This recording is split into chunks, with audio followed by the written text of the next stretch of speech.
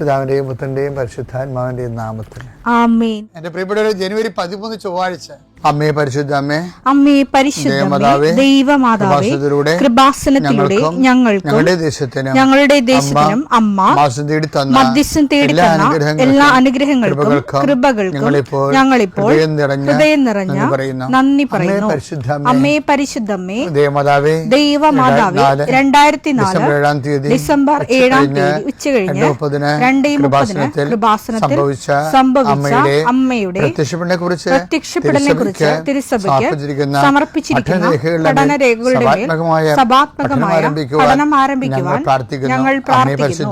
അമ്മേ പരിശുദ്ധമേ, ഭൂസ്വർലോകങ്ങളുടെ രാജ്ഞിയായ അങ്ങേയ്ക്ക് ഭൗമസംരക്ഷണത്തിനായി പ്രപഞ്ചപ്രകൃതിയെ തന്നെ തിരുസഭ പ്രതിഷ്ഠിക്കുവാൻ ഈ പ്രത്യക്ഷീകരണം വഴി ഇടയാക്കണമേ. പരിശുദ്ധമേ, ജപമാല മാതാവേ, സകല കൃപാസനം പ്രാർത്ഥനയോടും ചേർത്ത് ഞങ്ങളിപ്പോൾ പ്രാർത്ഥിക്കുന്ന ഈ കുടുംബത്തിന്റെ പ്രത്യേക നിയോഗം പറ മക്കളെ.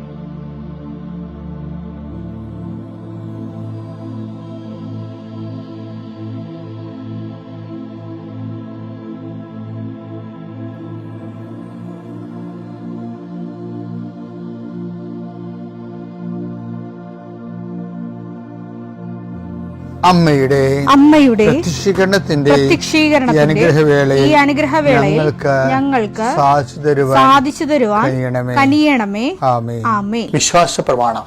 സർവശക്തനായ പിതാവും ആകാശത്തിന്റെയും ഭൂമിയുടെയും സൃഷ്ടാവുമായ ദൈവത്തിൽ ഞാൻ വിശ്വസിക്കുന്നു. അവിടുത്തെ ഏകപുത്രനും ഞങ്ങളുടെ കർത്താവുമായ ഈശോ മിശിഹായിലും ഞാൻ വിശ്വസിക്കുന്നു.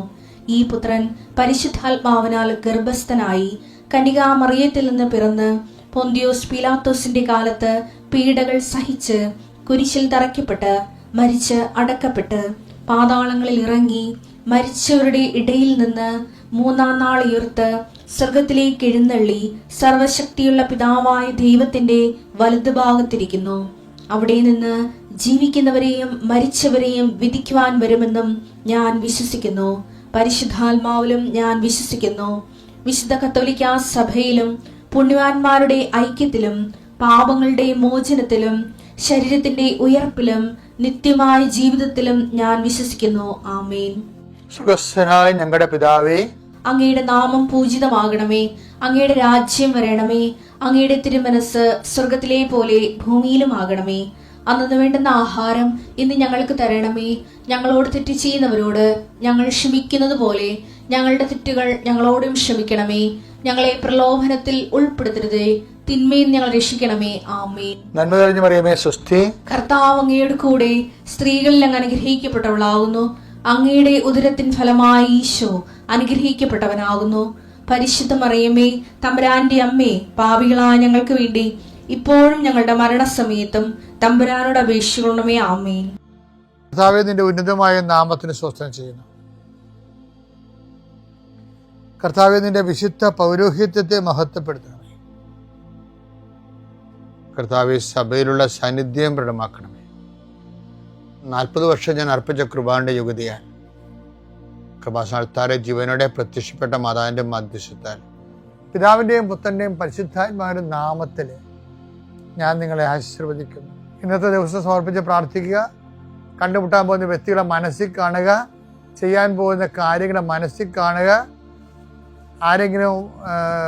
ആരുടെയെങ്കിലും തരത്തിലുള്ള നീരസമോ സങ്കടമോ അല്ലെങ്കിൽ ആരെങ്കിലും ഒരു ഭയമോ എന്തെങ്കിലും വിഷയങ്ങളുണ്ടെങ്കിൽ ആ മേഖലയിലെല്ലാം പരിശുദ്ധമ്മ തൻ്റെ നീല മേലങ്കിയാൽ അങ്ങയുടെ മക്കളെ പൊതിഞ്ഞ് പിടിക്കട്ടെ എന്ന് പ്രാർത്ഥിക്കുന്ന ഇന്നത്തെ എല്ലാ ഉത്തരവാദിത്തങ്ങളും നിറവേറ്റിക്കൊണ്ട് നിങ്ങൾ രാത്രി തിരിച്ചു വരുമ്പോഴേ സമാധാനം നിങ്ങളുടെ ഹൃദയത്തിൽ ഉണ്ടാകാൻ ഇടയാക്കട്ടെ എന്ന് പ്രാർത്ഥിക്കുന്നു. നിത്യം പിതാവും പുത്രനും പരിശുദ്ധാത്മാവിനെ. എൻ്റെ പ്രിയപ്പെട്ടവരെ, വളരെ ഉന്നതമായ മേഖലകളിലൊക്കെ വരുന്ന ഏറ്റവും പൈശാചികമായ നിലപാടാണ് ഈ ഡിപ്ലോമാറ്റിക് സൈലൻസ് എന്ന് പറയും. നയതന്ത്രപരമായ നിശബ്ദത എന്ന് പറയും. വെച്ചാൽ അത് തെറ്റാണെന്ന് പറഞ്ഞാൽ മറ്റവരുടെ മുമ്പിൽ നമ്മുടെ നേരെ കൈ ചൂണ്ടപ്പെടും. അതുകൊണ്ട് നമ്മൾ തെറ്റാണെന്ന് പറയണില്ല, ശരിയാണെന്ന് പറയുന്നില്ല. നമ്മൾ നിശബ്ദത പാലിക്കുന്നു. അങ്ങനെ നിശബ്ദത പാലിക്കാൻ വചനത്തിൽ പ്രൊവിഷനില്ല. നിങ്ങളുടെ ഉത്തരം ഒന്നെങ്കിൽ യേസ് അല്ലെങ്കിൽ നോ എന്നാണ് ഈശോ പറയുന്നത്. അപ്പോൾ അവിടെ ഡിപ്ലോമാറ്റിക് സൈലൻസിന് ഇല്ല, പ്രൊവിഷൻ ഇല്ല. മത്തായി 5:37 നിങ്ങളുടെ വാക്ക് അതെ അതെ എന്നോ അല്ല അല്ല എന്നോ ആയിരിക്കട്ടെ. ഇതിനപ്പുറമുള്ളത് ദുഷ്ടനിൽ നിന്ന് വരുന്നു. അപ്പൊ ഈ ഡിപ്ലോമാറ്റിക് സൈലൻസുകാരെപ്പോഴും ശ്രദ്ധിക്കണം. അത് ദൈവത്തിൽ നിന്നല്ല ഡിപ്ലോമാറ്റിക് സൈലൻസ് വരണത്, ദുഷ്ടനിൽ നിന്നാണ്. എൻ്റെ മക്കളെ, ഞാനെന്ത് ഇങ്ങനെ പറഞ്ഞെന്നറിയാമോ? ഇത് ഉട്ടോപ്യനാണെന്ന് നിങ്ങൾക്കറിയാം. എന്നുവെച്ചാൽ ഉട്ടോപ്യൻ വെച്ച് കഴിഞ്ഞാൽ ആധ്യാത്മികതയുടെ നിലം തൊടാത്ത സ്ഥലത്ത് മാത്രമേ ഇത് പാലിക്കാൻ പറ്റത്തുള്ളൂ. പക്ഷേ ഇന്നിപ്പോൾ അങ്ങനെ ജീവിക്കുന്ന ആൾക്കാരുടെ എണ്ണം കൂടുതലാണ്. കാര്യം ഉടമ്പടിയുടെ ഓരോ പടികൾ ചെല്ലുന്തോറും മനുഷ്യന്മാർ ദൈവവുമായിട്ടുള്ള റിലേഷൻസ് വളരെ കലർപ്പില്ലാത്ത റിലേഷൻസൊക്കെ വരുന്നു. നിങ്ങൾക്ക് താഴെക്കിടെയുള്ള എല്ലാവർക്കും, ഇൻക്ലൂഡിങ് മൈസെൽഫ്, ഇതിലേക്ക് വരാൻ നമുക്ക് വേറെ നമുക്ക് മുന്നോട്ട് പോകാൻ ഉദ്ദേശിക്കുന്നുണ്ടെങ്കിൽ ഈ വാതിലേ ഉള്ളൂ. അതാണ് വിഷയം. പുറകോട്ട് പോകാനാണെങ്കിൽ പല വാതിലുണ്ട്. ദൈവത്തിൽ നിന്ന് നമുക്ക് അകന്നു പോകാനാണെങ്കിൽ ഒരു 9 വാതിൽ വരും. ദൈവത്തെങ്കിലേക്ക് പോകാനാണെങ്കിൽ ഒരു വാതിലേ ഉള്ളൂ. അത് കർത്താവ് പറഞ്ഞത്, അത് ഇടുങ്ങിയത് കാണാന്നാണ് പറഞ്ഞത്.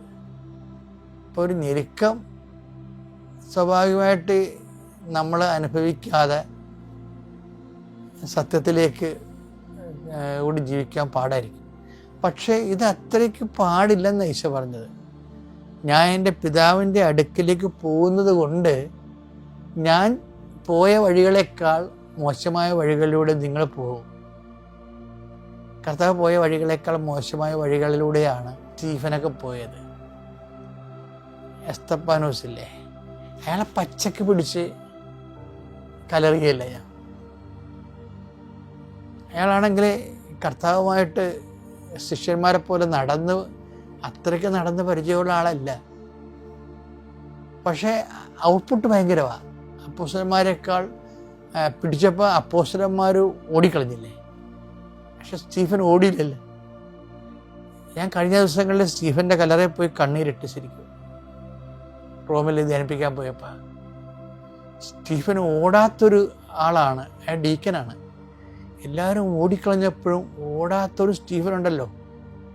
അപ്പോസ്തലന്മാർക്ക് ശേഷവും സഭ നിലനിൽക്കുമെന്നുള്ളത് നമ്മളോട് പഠിപ്പിക്കുന്നത് അപ്പോസ്തലന്മാരല്ല, സ്റ്റീഫൻ.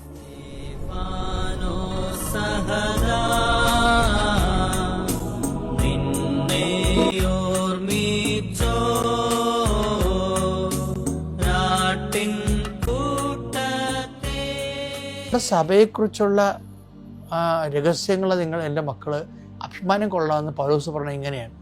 കാര്യം പൗലോസാണല്ലോ സ്റ്റീഫൻ്റെ സ്പോൺസർ. സ്റ്റീഫൻ്റെ ഈ നിലപാട് കണ്ടത് സൗളല്ലേ. അയാൾ സ്റ്റീഫനെ കണ്ടിച്ചാണ് പറയണത് നമ്മുടെ മതത്തിൻ്റെ രഹസ്യങ്ങൾ മനോഹരമാണ്. അത് സ്റ്റീഫനാണല്ലോ എൻ്റെ മതത്തിൻ്റെ രഹസ്യം. തിമോത്തി 3:16 നമ്മുടെ മതത്തിൻ്റെ രഹസ്യം ശ്രേഷ്ഠമാണെന്ന് ഞങ്ങൾ പ്രഖ്യാപിക്കുന്നു. എങ്ങനെ പ്രഖ്യാപിച്ചതാണത്? സ്റ്റീഫനെ കണ്ടിട്ട് പ്രഖ്യാപിച്ചതാ. സ്റ്റീഫനെ കണ്ടല്ലേ ഇങ്ങനെ മറിയണത്. ശരിക്കും ഒരു പക്കാ കൊലപാതകി മറിഞ്ഞ് സാവൂള് സെൻറ്റ് പോളായിട്ട് മാറുന്ന ഒരു കറക്കമുണ്ട്. ആ സ്റ്റീഫൻ കറക്കി കളഞ്ഞ മനുഷ്യനെ. അതാണ് സ്റ്റീഫൻ്റെ മതമാണ് ഇയാളുടെ മനസ്സിരിക്കുന്ന മതം. He has not never seen Jesus. ഒരിക്കലും ജീസസിനെ കണ്ടിട്ടില്ല. ജീസസിനെ സ്റ്റീഫനെ കണ്ടോ എന്ന് നമുക്കറിയത്തില്ല. ചെറിയൊരു പാരമ്പര്യം അങ്ങനെ ഉണ്ടെന്നേ ഉള്ളൂ. പക്ഷേ സുവിശേഷ ജീവിതം, 10,000ങ്ങളുടെ സുവിശേഷ ജീവിതം കണ്ട ഒരു മനുഷ്യനാണ്. ഈ മനോഹരമാണ് മതത്തിൻ്റെ രഹസ്യമെന്ന് പൗലോസിനെ കൊണ്ട് പറയിപ്പിക്കാൻ വേണ്ടി പ്രേരണയായത്. എപ്പോഴും ഓർക്കണം, ഇങ്ങനെ ഒരു വിശ്വാസത്തിലേക്ക് വരാൻ കഴിഞ്ഞതിലെ ദൈവത്തോട് നന്ദി പറയണം. Praise the Lord.